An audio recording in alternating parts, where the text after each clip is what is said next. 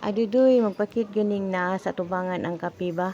O feeling gwapa ka ayo. Kilami, ganing mga pidiri kay bugnaw. Asang bugnawa diri lami kay sige kape pirmi. O di ni mo na imnon diretso, mabugnaw dayon. Pero wala na ko giinom dayon, uy, lami kay magsip-sip niya ang ambience rin, nindot kaayo, maglantaw-lantaw ka niya, paspasan ni mog inom. Ako ginahinayan usa. Syempre, nag-andam gyud kog partner ani para sa kape nako.